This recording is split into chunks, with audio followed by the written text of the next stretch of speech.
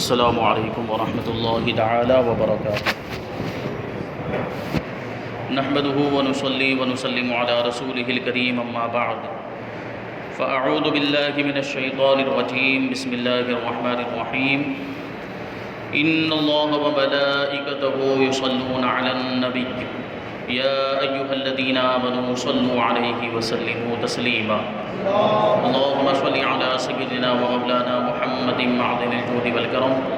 وآلہ الكرام وابنہ الكریم وبارک وسلم صلاۃ وسلاما علیک یا رسول اللہ صلی اللہ تعالی علیہ وسلم۔ عزیزان ملت اسلامیہ، اس سے پہلے ہم نے قرآن مجید کو حفظ کرنے یعنی اس کو یاد کرنے کے فضائل سماعت کیے، اور ایک بات آپ کو بتا دوں کہ ابھی قرآن پاک کی تفسیر شروع نہیں ہوئی، ابھی تو مقدمہ چل رہا، یعنی شروعات کی باتیں جو تفسیر کے لیے ضروری ہیں، تفسیر سے پہلے جن باتوں کا جاننا ضروری ہے وہ باتیں پہلے بیان کی گئی ہیں، جس سے قرآن پاک کے فضائل اور قرآن پاک کا تعارف، قرآن پاک کے آداب وغیرہ بیان کیے گئے۔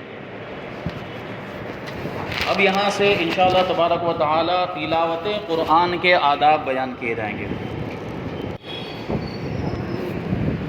جب بھی قرآن مجید کی تلاوت کی جائے تو اس سے پہلے ان آداب اور شرعی احکام کا لحاظ رکھا جائے۔ قرآن پاک کی تلاوت کرنے کے لیے بھی کچھ آداب، ہر چیز کا کوئی نہ کوئی طریقہ ہوتا ہے اور اس کے کچھ آداب ہوا کرتے ہیں، اس کے لیے کچھ اصول اور کچھ قوانین ہوا کرتے ہیں۔ تو قرآن پاک جب ایسی عظیم کتاب ہے، ایسی برکت والی کتاب ہے، اللہ کا کلام ہے،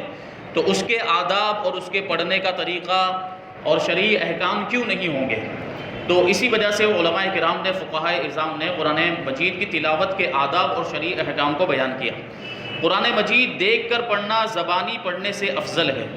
کہ یہ پڑھنا بھی ہے اور دیکھنا بھی ہے اور ہاتھ سے اس کا چھونا بھی ہے، اور یہ ساری چیزیں عبادت ہیں۔ قرآن مجید دیکھ کر ہم پڑھیں گے تو کیا ہوگا کہ ہم قرآن مجید کو تلاوت تو کر رہے ہوں گے، ساتھ میں ہم اس کو اپنی نگاہوں سے دیکھیں گے بھی، اور قرآن مجید کو دیکھنا بھی ثواب ہے،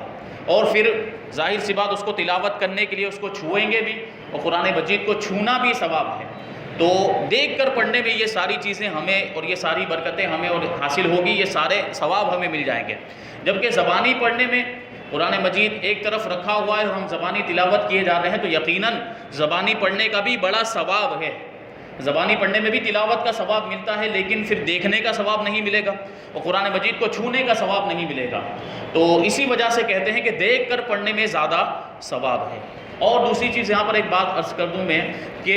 قرآن مجید کو زبانی پڑھنے میں وضو ضروری نہیں، بہتر یہ ہے کہ زبانی بھی پڑھ رہے ہوں تب بھی باوضو ہوں، لیکن قرآن مجید کو چھونے کے لیے وضو ہونا ضروری ہے۔ اللہ تبارک و تعالیٰ قرآن مجید میں ارشاد فرماتا ہے لا یمسہ الا المطہرون، کہ قرآن مجید کو وہی لوگ چھوئیں جو پاک ستھرے ہوں، پاکیزہ ہوں، یعنی باوضو ہوں، باغسل ہوں، ایسے ہی لوگ قرآن مجید کو چھوئیں۔ تو جو بے وضو ہے، جس کا وضو ٹوٹ چکا ہے، اس کے لیے قرآن مجید کو چھونا جائز نہیں ہے، حرام ہے، گناہ ہے۔ تو اس بات کو ذہن میں رکھیں گے۔ اب یہاں سوال یہ پیدا ہو جاتا ہے کہ نابالغ بچے جو ہوتے ہیں، جیسے مدرسے کے اندر بچے پڑھتے ہیں، تو ان کو اگر وضو کا حکم دیا جائے تو مسائل کا سامنا ہو سکتا ہے کہ وہ کب جائیں گے، وضو کر کے آئیں گے، اس میں وقت خرچ ہو جائے گا اور دوسری چیزیں بھی ہوں گی، پھر بار بار وہ بہانے بھی کریں گے۔ تو اس وجہ سے علماء کرام نے وہاں پر اجازت دی کہ نابالغ بچے اگر بغیر وضو کے قرآن مجید کو چھو لیتے ہیں تو اس میں کوئی حرج نہیں، اور اس کی سب سے بڑی وجہ ایک یہ بھی ہے کہ وہ مکلف نہیں، کہ نابالغ جو ہوتا ہے اس پر شریعت کے احکام نافذ نہیں ہوتے، شریعت لاگو نہیں ہوتی ہے، اس وجہ سے ان کے لیے وضو کرنے کا حکم ہے ہی نہیں۔ تو نابالغ بچے اگر وضو نہ بھی کریں اور بغیر وضو کے قرآن مجید کو چھو لیں تو کوئی گناہ نہیں، کوئی حرج نہیں، البتہ عادت ڈالنے کے لیے کہ آگے جب وہ بالغ ہو جائیں تو انہیں اس کی عادت رہے اور ان کو اس کی پریکٹس رہے، ان کو وضو کا حکم دینا چاہیے۔ کم سے کم ایک مرتبہ کہ جب مدرسے میں آئیں تو ایک مرتبہ وضو کر لیں، تو اس سے کیا ہوگا، ان کی عادت بنی رہے گی اور ان کو آگے عمل کرنے میں آسانی ہوگی۔ مستحب یہ ہے کہ باوضو قبلہ رو اچھے کپڑے پہن کر تلاوت کرے، اب یہ یہاں پر ایک بات یہ بھی ذہن میں رکھنی، باوضو کی تو بات میں نے عرض کر دی، اچھے کپڑے پہن کر، کیونکہ قرآن مجید یقیناً بڑا عظمت والا کلام ہے، بڑی رفعتوں والا کلام، اللہ تبارک و تعالیٰ کا کلام ہے، کوئی کلام اس کے مقابلے میں ہو ہی نہیں سکتا ہے۔ تو اب آپ دیکھیں کہ ہمیں اس کی تلاوت پھر کس اعتبار سے کرنی ہے، اسی وجہ سے کہتے ہیں کہ اس کے آداب میں سے ہے کہ کپڑے بھی اچھے پہنیں۔ اب بعض اوقات ہم دیکھتے ہیں گھروں کے اندر ایسا ہوتا ہے کہ وہ گنجی پہن کے تلاوت کرنا شروع کر دیا ہے، لنگی پہن کر تلاوت قرآن مجید کرنا شروع کر دیا ہے۔ تو لنگی پہننے میں کوئی حرج نہیں، لیکن اس کے اوپر کوئی مہذب لباس پہنا جائے۔ لنگی پہننا تو سنت ہے اللہ کے رسول صلی اللہ علیہ وسلم کی، لیکن اس کے اوپر کرتا پہن لیا جائے، یا جو مہذب تہذیب والا لباس مانا جاتا ہے وہ لباس پہنے، اور اس کے بعد قرآن مجید کی تلاوت کریں۔ اور تلاوت کے شروع میں اعوذ پڑھنا مستحب ہے، اور ہر سورت کی ابتدا میں بسم اللہ پڑھنا سنت ہے، اور سورت کے علاوہ دوسری جگہ سے اگر ہم شروع کر رہے ہیں، درمیان سے کہیں سے شروع کر رہے ہیں، تو وہاں پر بسم اللہ پڑھنا مستحب ہے۔ لیکن ایک سورت ایسی ہے جس کے شروع میں بسم اللہ ہم نہیں پڑھیں گے، وہ 10ویں پارے میں سورہ توبہ، اس کے شروع میں بسم اللہ ہمیں نہیں پڑھنا ہے، اعوذ پڑھ کے ڈائریکٹ ہمیں شروع کر دینا اگر وہاں سے ہم تلاوت شروع کر رہے ہیں۔ اور اگر پہلے سے پڑھتے آ رہے ہیں تو وہاں ہمیں اس سے پہلے کی جو آیت ہے، جو دوسری سورت کی، اس سے پہلے والی سورت کی جو آخری آیت ہے، وہاں ہمیں وقف کرنا ہے، یعنی وہاں ٹھہر جانا ہے، اور تھوڑی دیر ٹھہرنے کے بعد وہ جو سورہ توبہ ہے براءۃ من اللہ، یہ یہاں سے جو سورت شروع ہوتی ہے اس کو شروع کر دینا ہے، درمیان میں پھر کچھ پڑھنے کی ضرورت نہیں ہے۔ قرآن مجید کو نہایت اچھی آواز سے پڑھنا چاہیے، اور اگر پڑھنے والے کی آواز اچھی نہ ہو تو اچھی آواز بنانے کی کوشش کریں۔ لحن کے ساتھ پڑھنا کہ حروف میں کمی بیشی ہو جائے، کوئی حرف زیادہ ہو جائے یا کوئی حرف کم ہو جائے، اس طریقے سے بعض لوگ لہجے میں پڑھنے کی کوشش کرتے ہیں اور ایسی طرز اور ایسا انداز اپناتے ہیں کہ جس کی وجہ سے حروف بڑھ جاتے ہیں، الفاظ جو ہے وہ کچھ کے کچھ ہو جاتے ہیں۔ تو جیسے کہ گانے والے کیا کرتے ہیں کہ ان کے قواعد موسیقی ہوتے ہیں، اس کے اعتبار سے وہ گھٹاتے ہیں کہیں پر اور کہیں پہ کچھ بڑھا دیا کرتے ہیں، تو اس طرح سے قرآن مجید کو پڑھنا جائز نہیں ہے۔ یہ اس طرح کے کمی بیشی ہو جائے، حروف بڑھ جائیں یا کم ہو جائے، یہ ناجائز ہے، بلکہ پڑھنے میں قواعد تجوید کی رعایت کریں۔ تجوید میں نے بتایا تھا کہ حروف کو اس کے مخارج کے ساتھ ادا کرنا، جو صحیح تلفظ ہے قرآن مجید کے اندر جتنے بھی حروف ہیں ان کا جو صحیح تلفظ ہے اس تلفظ کے ساتھ ہمیں ادا کرنا، اور پھر وقوف کو جاننا کہ کہاں پر ٹھہرنا ہے، کہاں پر نہیں ٹھہرنا، یہ ساری چیزوں کو جاننا بھی ضروری ہے۔ تو ان ساری چیزوں کی رعایت کرتے ہوئے قرآن مجید کو پڑھنا چاہیے۔ لیٹ کر قرآن مجید پڑھنے میں حرج نہیں، جبکہ پاؤں سمٹے ہوں اور منہ کھلا ہو، یعنی پاؤں ایسے سمیٹ کے جب سویا ہوا ہو اور چہرہ کھلا ہوا ہے تو لیٹ کر قرآن مجید پڑھنے میں کوئی حرج نہیں، بلکہ بعض وظائف ایسے ہوتے ہیں، بعض صورتیں ایسی ہوتی ہیں جو سونے کے وقت پڑھنے کے لیے، جن کو کہا جاتا ہے کہ یہ سورت سونے کے وقت پڑھی جائے یا یہ سورت بستر پر لیٹ کر پڑھے، تو لیکن اس طریقے سے ہونا چاہیے کہ پاؤں سمیٹے ہوئے ہوں اور چہرہ کھلا ہوا ہو، تو اس طرح پڑھیں۔ اور ایسا کوئی وظیفہ نہیں ہے یا ایسی کوئی فضیلت نہیں ہے لیٹ کر پڑھنے کی، تو اس میں بہتر یہی ہے کہ بیٹھ کر پڑھے، جس طریقے سے عام طور پر پڑھا جاتا ہے۔ یوں ہی چلنے اور کام کرنے کی حالت میں بھی تلاوت جائز ہے، جبکہ دل نہ بٹے۔ یہ سوالات بہت سے لوگ پوچھتے ہیں کہ ہم کچھ کام کر رہے ہوں اور تلاوت بھی کر رہے ہوں تو یہ بہتر ہے کہ نہیں؟ تو اگر ہماری توجہ تلاوت قرآن کی طرف بھی ہے اور ساتھ میں ہم کام بھی کیے جا رہے ہیں، جیسے کام کرنے کی پریکٹس ہوتی ہے، آدمی روزانہ کام کرتا رہتا ہے تو اس کو ایسا مطلب اس کا ہاتھ جو ہے کہ بیٹھ گیا ہوتا ہے کہ پھر وہ کچھ دوسرا سوچتا بھی رہے تب بھی وہ کام کرتا جائے گا۔ تو ایسی صورت میں جب وہ تلاوت قرآن کرے گا تو تلاوت قرآن کی طرف اس کا ذہن رہے گا، ادھر دوسری طرف وہ اپنا کام بھی کرتا رہے گا، تو اس کو اس کی اجازت ہے۔ اور اگر دماغ بٹے، ذہن بٹ جائے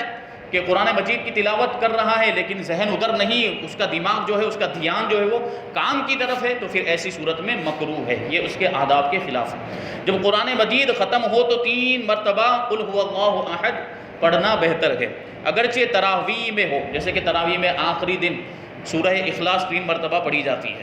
البتہ اگر فرض نماز میں ختم کرے تو 1 سے زیادہ بار نہ پڑھے، کیونکہ جو نفل نماز ہوتی ہے یا جو سنت غیر موقدہ ہوتی ہے اس میں ایک سورت کی تکرار جائز ہے، یعنی ایک سورت کو بار بار پڑھنا جائز ہے۔ جیسے کہ ہم بڑی راتوں کی عبادتیں جو پرچے وغیرہ آتے ہیں اس میں دیکھتے ہیں کہ اس میں ایک سورت کو کئی بار پڑھنے کا لکھا ہوا رہتا ہے کہ سورہ اخلاص 11 مرتبہ پڑھیں، فلاں سورت کو اتنی مرتبہ پڑھیں،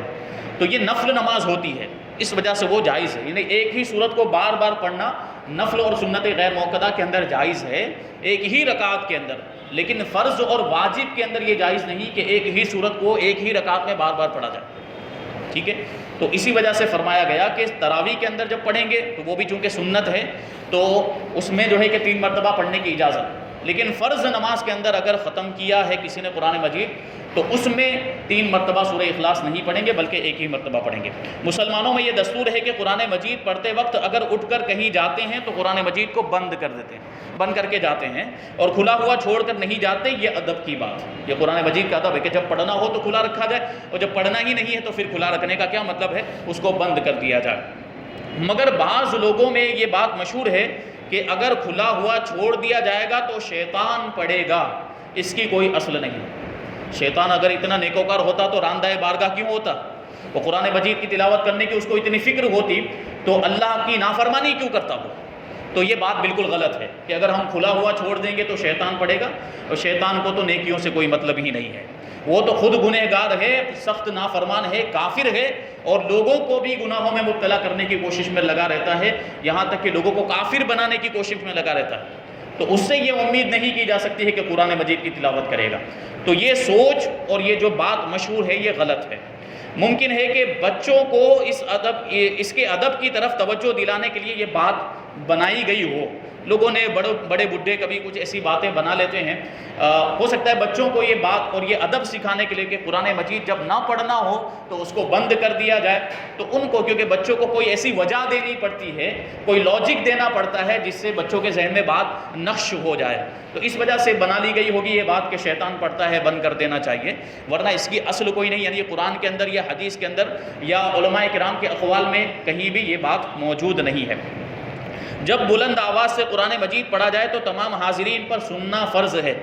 جبکہ وہ مجمع قرآن مجید سننے کی غرض سے حاضر ہو، ورنہ ایک کا سننا کافی ہے اگرچہ باقی لوگ اپنے کام میں مصروف ہو۔ بلند آواز سے قرآن پڑھا جائے تو اس کا سننا واجب اور فرض ہے، اور بلند آواز سے قرآن پڑھا جائے اور ایسی صورت میں کوئی دوسرا نہ سنے جو وہاں پر سننے کے لیے حاضر ہے تو وہ گنہگار ہوگا۔ مجمع میں سب لوگ بلند آواز سے پڑھیں یہ حرام ہے۔ بعض جگہوں پر دیکھا جاتا ہے کہ قرآن خوانی ہوتی تو سب زور زور سے بلند آواز سے پڑھتے ہیں، تو سب کا بلند آواز سے پڑھنا یہ جائز نہیں ہے۔ اتنی آواز میں پڑھنا چاہیے کہ خود سن سکے، خود کو آواز آئے، بس دوسروں تک آواز نہ پہنچے، اتنی آواز میں ہمیں تلاوت کرنی ہے، یعنی جب کہ کوئی شور و غل نہ ہو آس پاس میں، تو اتنی آواز ہو کہ وہ آواز خود کو سنائی دے، اور اس سے زیادہ آواز میں پڑھنے کی اجازت نہیں۔ اگر چند شخص پڑھنے والے ہوں تو حکم یہ ہے کہ آہستہ پڑھیں۔ آہستہ پڑھنے کا وہی مطلب ہے کہ اتنی آواز ہو کہ خود سن سکے۔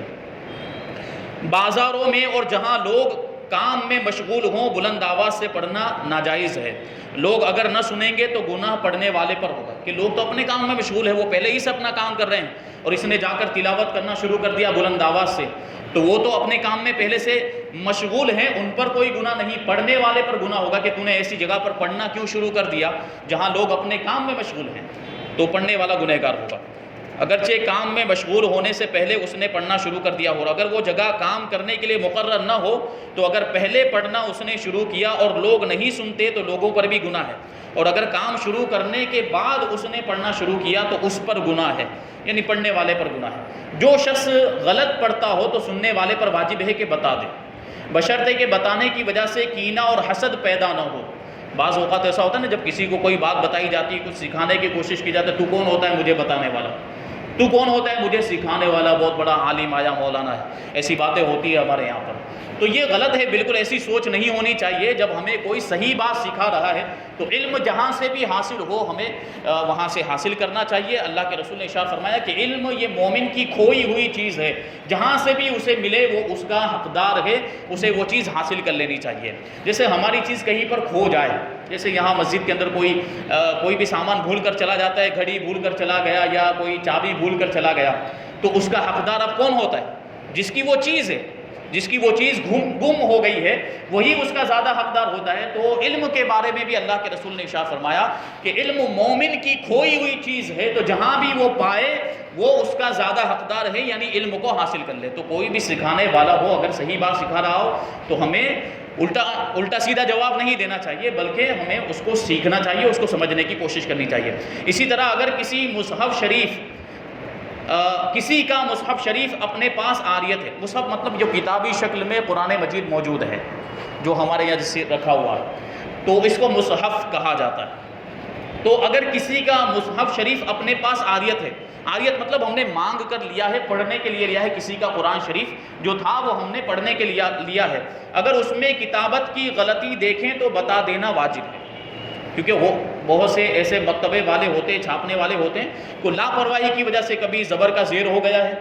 کبھی زیر کا زبر ہو گیا ہے، کہیں پیش ہونا چاہیے تو کچھ اور لکھ دیا گیا ہے۔ بعض جگہوں پر ایسا ہوتا ہے، عام طور پر تو ایسا نہیں ہوتا ہے، جو عکسی قرآن ہوتے ہیں، جو پرانا عکس چلا آ رہا ہے اسی کو لے کر وہ لوگ چھاپ دیتے ہیں، لیکن کوئی نیا کرنے کی کوشش کرتا ہے تو پھر اس میں غلطیاں ہو جاتی ہیں۔ جیسے تحریر بڑی کرنے کے لیے اس کو نئے طور پر اس کی کتابت کروائی، اس کو لکھوایا، تو اب اس میں زبر زیر کی غلطیاں کہیں کہیں ہو جاتی ہیں، تو پھر بتا دینا واجب ہے، ضروری ہے کہ بھائی آپ کے پاس جو یہ مصحف شریف ہے اس میں یہاں زبر ہونا چاہیے، لیکن یہاں پر لکھ دیا گیا ہے زیر، یا کوئی بھی دوسری غلطی ہو تو وہ بتا دی جائے۔ اب یہاں سے قرآن مجید کو جمع کرنے کی تاریخ اور اس کا پس منظر، اس کا بیک گراؤنڈ بیان کیا جائے گا۔ اس سے پہلے میں مختصر طور پر کچھ باتیں بیان کر چکا تھا کہ قرآن مجید کس طریقے سے جمع ہوا ہے،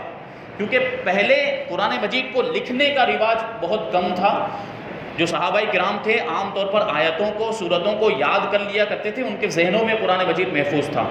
اور کہیں کتابی شکل میں موجود نہیں تھا، تو یہ جمع کس طرح ہوا اور یہ کس طریقے سے کتابی شکل میں آیا ہمارے سامنے، اس کا بیان یہاں سے ہوگا۔ حقیقی طور پر قرآن عظیم کو جمع کرنے والا اللہ تعالیٰ ہے، چنانچہ ارشاد باری تعالیٰ ہے ان علینا جمعہ و قرآنہ، کہ بے شک اس کا جمع کرنا اور پڑھنا ہمارے ذمے ہے، یعنی اللہ تبارک و تعالیٰ نے اپنے ذمہ کرم پر لے لیا قرآن مجید کو محفوظ کرنا، اس کو جمع کرنا اور اس کی تلاوت۔ اب یہاں پر ایک چیز ہے، اس کے شان نزول میں یہ ہے کہ اللہ کے رسول صلی اللہ علیہ وسلم جب حضرت جبرائیل امین علیہ السلام قرآن مجید کی آیتوں کو لے کر آتے تو اللہ کے رسول حضرت جبرائیل کے ساتھ جلدی یاد کرنے کی کوشش میں جلدی پڑھا کرتے تھے، کہ جبرائیل ابھی ادھر آیت مکمل بھی کرنے نہ پاتے تھے کہ حضور ادھر تلاوت کرنا شروع کر دیتے تھے تاکہ یہ یاد ہو جائے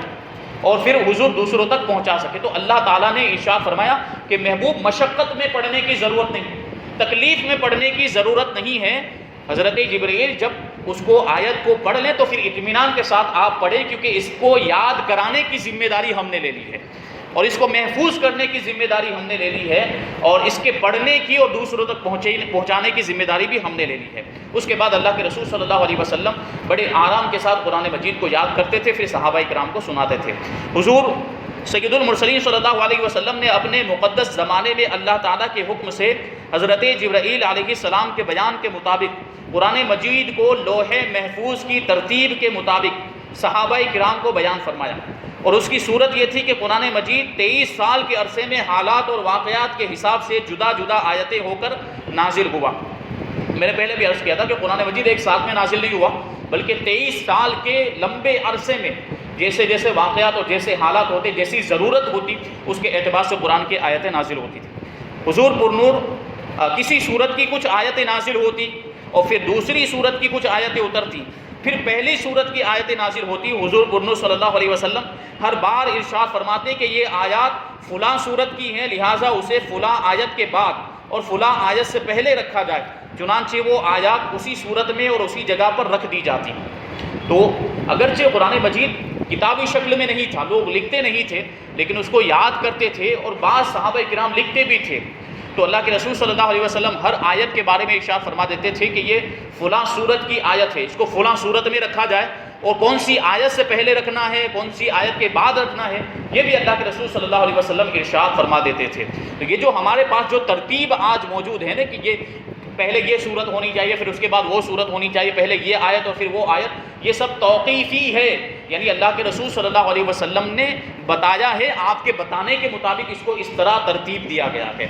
اور اسی ترتیب کے مطابق حضور اقدس صلی اللہ علیہ وسلم اور آپ صلی اللہ علیہ وسلم سے سن کر صحابہ کرام نے نماز میں بھی اسی طرح وہ پڑھا کرتے تھے، اور تلاوت قرآن کے دوران بھی قرآن مجید کو اسی طرح یعنی اسی ترتیب کے ساتھ پڑھا کرتے تھے۔ اس دور میں سارا قرآن عظیم کتابی شکل میں ایک جگہ جمع نہیں تھا، بلکہ صحابہ کرام کے سینوں میں محفوظ تھا، اور متفرق کاغذوں میں، پتھر کی تختیوں پر، بکری دمبے کی کھالوں پر، اونٹوں کے شانوں اور پسلیوں کی ہڈی وغیرہ پر لکھا ہوا تھا۔ تو اونٹ کے شانے کی جو ہڈی ہوتی ہے، جو چوڑی ہڈی ہوتی ہے، اس پر لکھ لیا کرتے تھے، پتھروں پر لکھ لیا کرتے تھے، بکریوں اور دمبوں کی کھالوں پر، چمڑوں پر قرآن مجید کو صحابہ کرام لکھا کرتے تھے، لیکن یہ لکھا ہوا متفرق تھا، بکھرا ہوا تھا، کسی کے پاس کچھ آیتیں ہیں، کسی کے پاس کچھ سورتیں ہیں، کسی کے پاس ایک سورت ہے، اس طرح پورا قرآن مجید بکھرا ہوا تھا، ایک ساتھ میں ایک جگہ پر موجود نہیں تھا۔ اور جب حضرت صدیق اکبر رضی اللہ تعالیٰ عنہ کے زمانے میں نبوت کے جھوٹے دعوے دار ملعون مسیلمہ کذاب سے جنگ ہوئی، جس نے نبوت کا دعویٰ کیا تھا کہ میں اللہ کا نبی ہوں، اور ظاہر سی بات ہے ہمارے نبی حضرت محمد الرسول اللہ صلی اللہ علیہ وسلم کے بعد کوئی بھی نبی نہیں ہو سکتا، آپ آخری نبی ہیں۔ اب مسیلمہ کذاب نے نبوت کا دعویٰ کیا تو ظاہر سی بات مسلمانوں پر لازم تھا کہ اس جھوٹے نبوت کے دعوے دار سے جنگ کریں۔ تو صحابہ کرام نے حضرت ابوبکر صدیق رضی اللہ تعالیٰ عنہ کی سرکردگی میں اس سے جنگ کی اور پھر اس کو ہلاک کر دیا۔ تو یہ جو جنگ ہوئی تھی اس میں بہت سے صحابہ کرام جو حفاظ تھے، قرآن مجید کے حافظ تھے، وہ شہید ہو گئے۔